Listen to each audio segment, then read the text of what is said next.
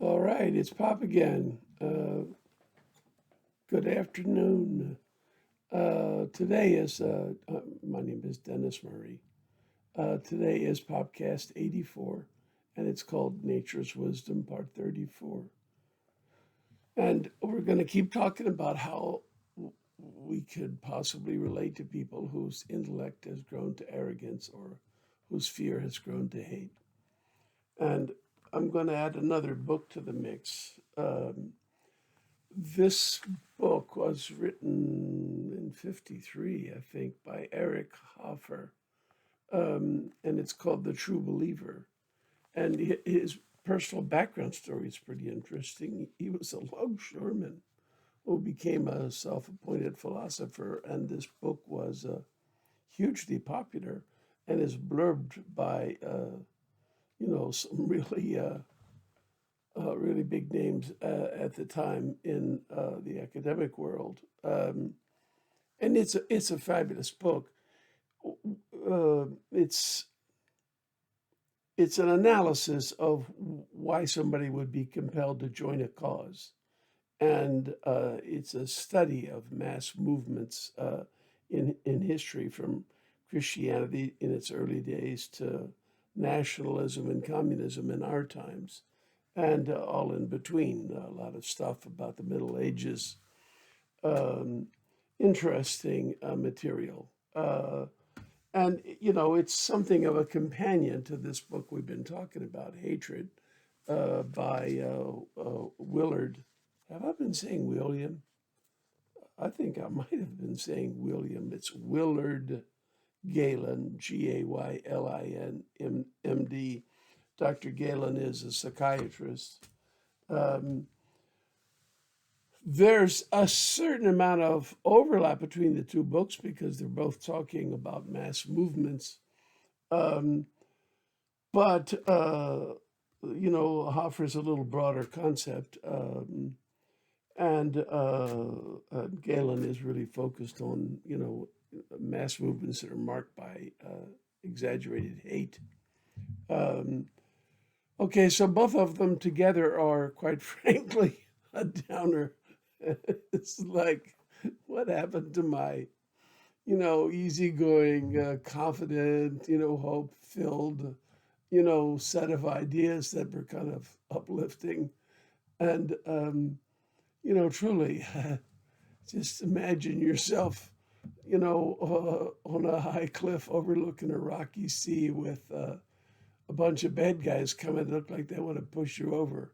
Um, as compared to, sipping iced tea on a veranda someplace with your beloved in sunny Italy or, the south of France with friends. This big difference in emotional attitude on my part of reading these books versus the, sort of thing we've been thinking and talking about. And it weighs on me. My shoulders are stooped.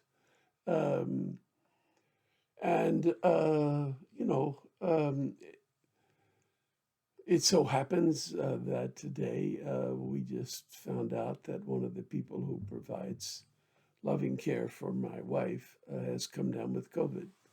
And so everybody was tested again this morning, all the residents in her group, and we're hopeful. Uh, but it it makes you pause, and it's all part of what you present on a given day. And I guess I've tried to be pretty, transparent, seems to be the modern word for it. I've let you see that myself is, part of what I'm offering. You really better have a chance of appreciating the particular words that I'm saying about thoughts and ideas when you see the person they're coming from, and my history and experiences and in significant matters and daily mood. So today I'm going to look at Hoffer. Um, both of these people Well, Galen suggests that we should confront haters. And it's just, as I said yesterday, it's my strong uh, notion that that's not going to work. That, every ounce of me says we've been doing that for quite a while and it's not working. It just helps define uh, one group becomes more preoccupied with confronting hate seems to exacerbate your own irrationality and carry you further over the edge and make you resemble more like the person you're yelling at. And so I don't think that's a good plan at all. Um, and when somebody suggests something that just as a primary response that just doesn't seem to make any sense, then you have to look at the rest of his work with a little bit of additional caution. Um, Hoffer, I want to read this part first.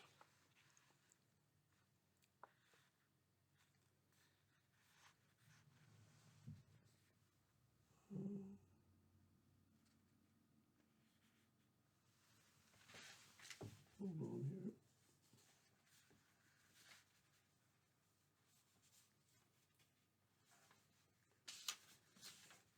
Um, I haven't read Hoffer in a long, long time, and I've just started.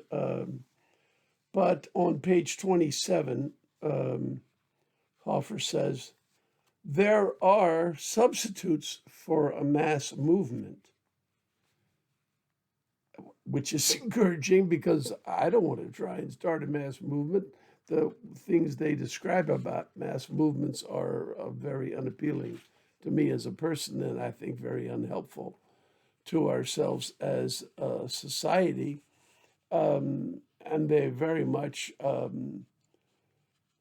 don't deal with the individual problems of feeling isolated and unloved and neglected and overwhelmed by what's required of you for you to approve of you. Um, and I think that offering hope through the gift of each other is a far, better way to deal with things, though it doesn't have the zealotry and exaggerated expectations of mass movements. But we'll talk more about that in a minute. So I want to start with this quote. There are substitutes for a mass movement in general, any arrangement which either discourages atomistic individualism, undue sense of self, without realizing your connection to others. A person who lives without any sense of the gift of each other. So if you can discourage that, okay, or a movement which facilitates self-forgetting or offers chances for action and new beginnings, that these things tend to counteract the rise and spread of mass movements. And he says he's going to talk about these in later chapters, and I honestly don't remember when I read this book a long, long time ago. You remember the one I had from the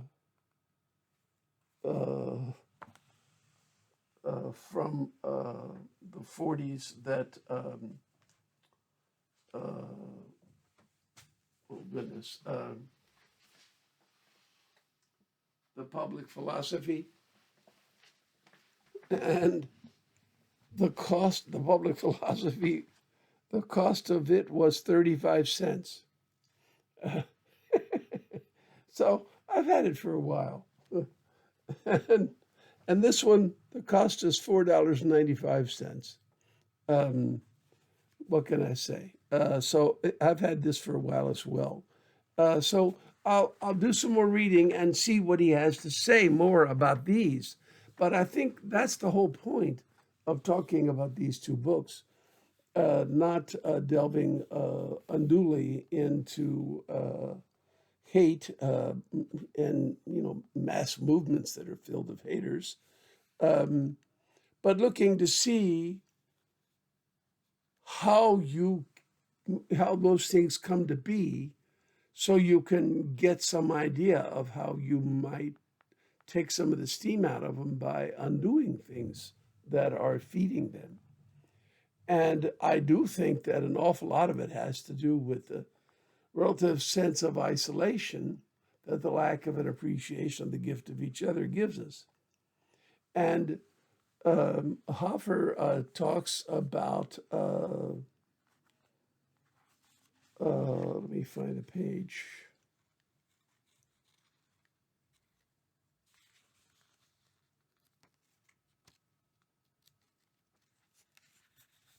He says, to the frustrated,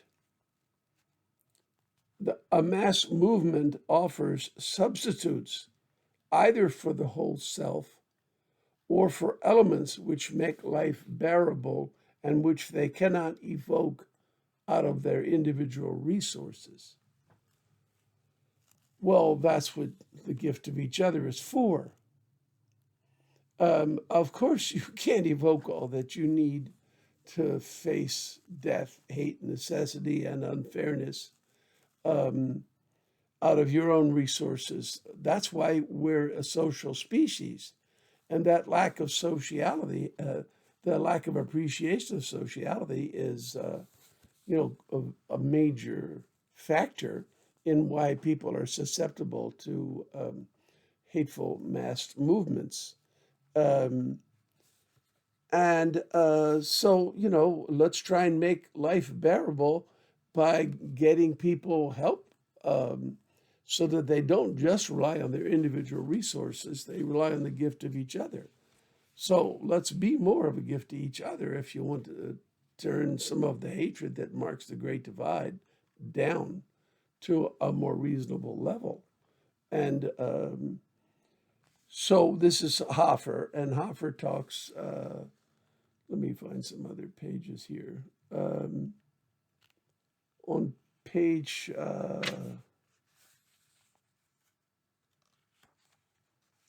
I'm going to read something. It's a little bit long, but I think it's worth taking the time. In chapter 2, page 21, the desire for substitutes, there is a fundamental difference between the appeal of a mass movement and the appeal of a practical organization. The practical organization offers opportunities for self advancement, and its appeal is mainly to self interest. On the other hand, a mass movement, particularly in its active revivalist phase, appeals not to those intent on bolstering and advancing a cherished self, but to those who crave to be rid of an unwanted self. A mass movement attracts and holds a following not because it can satisfy the desire for self advancement, but because it can satisfy the passion for self renunciation. People who see their lives as irredeemably spoiled cannot find a worthwhile purpose in self advancement. The prospect of an individual career cannot stir them to a mighty effort, nor can it evoke in them faith in a single minded dedication. They look on self interest as on something tainted and evil, something unclean and unlucky. Anything undertaken under the auspices of the self seems to them foredoomed. Nothing that has its roots and reasons in the self can be good and noble. Their innermost craving is for a new life, a rebirth, or, failing this, a chance to acquire new elements of pride, confidence, hope, a sense of purpose and worth by an identification with the holy cause. Do you remember the podcast 4, 5, 6, 7 days ago where I spoke about the young lady on Facebook at a protest filmed in DC screaming at two black cops, calling them racist. And when asked if she saw the irony in the situation, said no, they're part of the system. And her hate was raging, though she would view it as serving a greater cause. The completely selfless individual. Um, so back to the quote.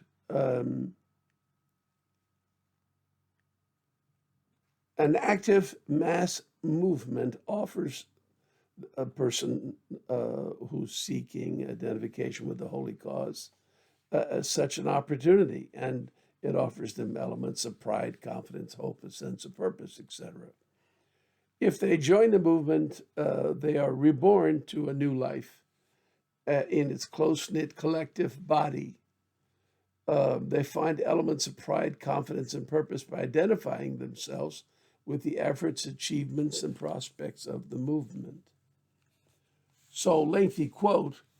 Now, bear in mind, when I'm talking about mass movements or about, in Gaylin's phrase, communities of haters, yeah, I'm not limiting it to one side or the other in the Great Divide.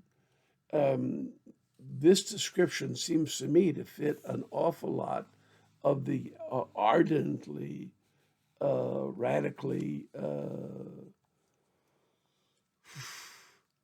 unhappy souls with their lives and the present condition of the universe. I mean, they have a holy cause of, we're gonna do a lot of things a whole lot different than you've been doing thus far, and damned if we're gonna stop short of achieving our purpose. And both sides of the Great Divide have a number of subgroups. Some, Republicans are more this way, and some more that way, in their real reason for being part of that side of the Great Divide, and similarly with some Democrats. But certainly the an intellectual capacity for caring for others, carried to an extreme arrogance, can be part of what is being talked about here by Eric Hoffer. And again, bear in mind, as a born intellectual who was very, very arrogant, and I say was, well, I'm a lot different than I used to be, that much I can tell you with a certain degree of integrity. Though, of course, I mean, I'll always have elements of arrogance, but a lot of people have some of that. So you just don't wallow in it and try to exaggerate it as a basis for discriminating against others. So I'm very sympathetic to the young lady because, believe me, as I told you a couple of personal stories, I've been there. I've been there. I've had that kind of extreme feeling that could only be satisfied by becoming more extreme. And I've acted that way, and I'm not ashamed of it. I did what I felt I had to do, and I later came to decide that that was a mistake. But regardless, you got to do what you think you should do, short of violence. And she wasn't pelting the policemen; she was yelling at them. And okay, so Hoffer some more stuff.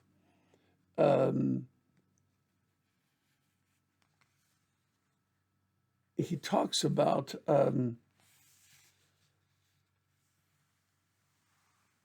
that a holy cause is to a considerable extent a substitute for the lost faith in ourselves. That's page 22 again. And again, I don't mind repeating that. To me, the issue is faith in ourselves alone isn't adequate. There's each other as well, and they exist in our lives and can be reached and related to and are a source of enormous comfort and support. ourselves alone is inadequate. That's why we're a social species. That's where our thriving has come from. And the undue emphasis on the individual that's marked the last 3 or 4 centuries of Western intellectual life is misplaced, in my opinion. A lot of times, great, you know, movements of thinking get carried to an extreme, and then they fall apart, and something else comes in due time. A bunch of new offerings are made, and a few of them, one of them grabs major attention and becomes the thing until it falls apart by being too exaggerated. There, perhaps in the Middle Ages, there was an insufficient assertion of self. In the Renaissance, that began to be increased, and it rose to the point where we feel isolated and alone while surrounded by family, friends, and community and culture. And there's no reason to feel isolated and alone. It's a lack of appreciation of nature's wisdom. In particular, the part of nature's wisdom that I've been calling the gift of each other. And so it's interesting, these books about mass movements and hatred are helping me, you know, see more about the role of the gift of each other, the role of nature's wisdom. So let's see, page 23. Here's an interesting quote. You make of this what you want. The less justified a man is in claiming excellence for his own self, the more ready is he to claim all excellence for his nation, his religion, his race, and his holy cause. And he says,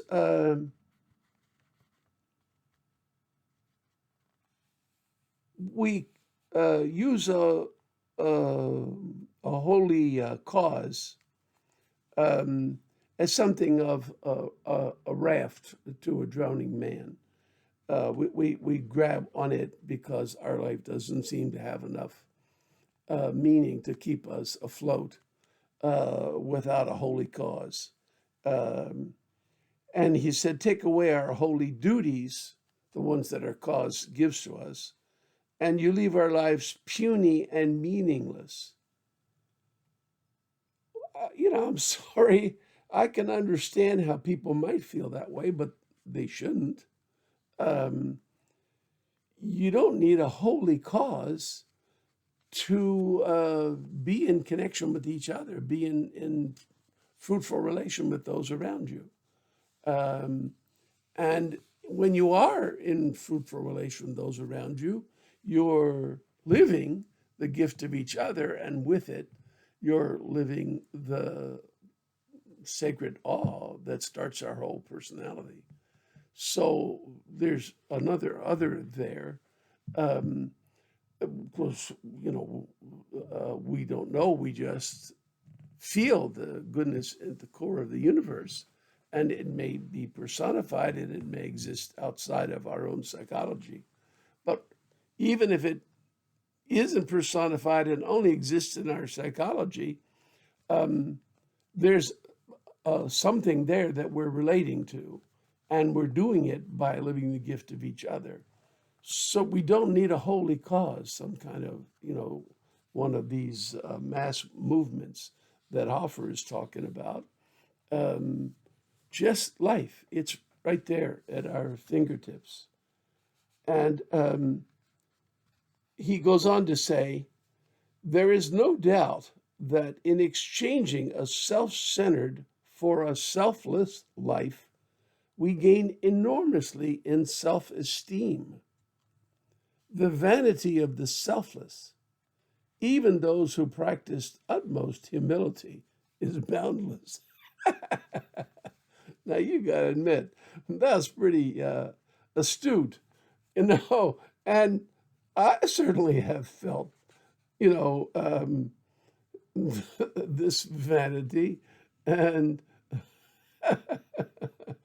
and I told you about my couple of years in trying to find a do-gooder job. And I had this, sense of noble cause and purpose and the vanity of the selfless. And I wasn't ever very humble, but still, my vanity, my vanity, but is short of boundless, but it was pretty big. So I resemble too many of these remarks to get real snooty and high and mighty about them. And oh, you sinners, I'm more like the guy in the front of the temple who recognizes that he's done an awful lot of things that are shameful or harmful or somebody's foolishness. And so that's a good thing. And then he talks about one of the most potent attractions. This is again page 23. One of the most potent attractions of a mass movement is its offering of a substitute for individual hope. This attraction is particularly effective in a society imbued with the idea of progress. For in the conception of progress, tomorrow looms large, and the frustration resulting from having nothing to look forward to is the more poignant. Hermann Reichning says of pre-Hitlerian Germany that the feeling of having come to the end of all things was one of the worst troubles we endured after that lost war. And he says, the despair brought by unemployment comes not only from the threat of destitution, but from the sudden view of a vast nothingness ahead. The unemployed are more likely to follow the peddlers of hope than the handers out of relief. Mass movements are usually accused of doping their followers with hope of the future while cheating them of the enjoyment of the present. Yet to the frustrated, the present is irredeemably spoiled. Comforts and pleasures cannot make it whole. No real content or comfort can ever arise in their minds but from hope. So, I'm going to finish here with just one more quote.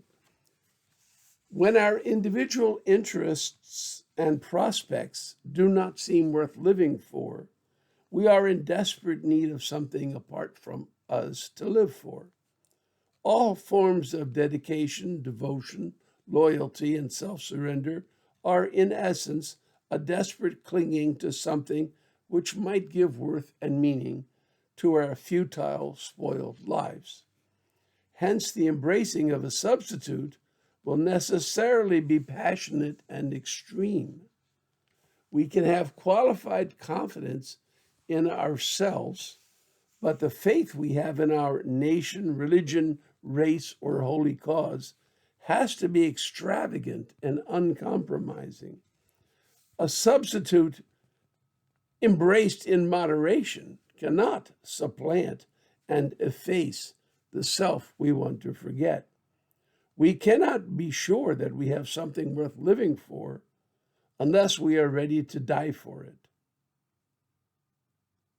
This readiness to die is evidence to ourselves and others that what we had to take as a substitute for and irrevocably missed and spoiled first choice is indeed the best there ever was.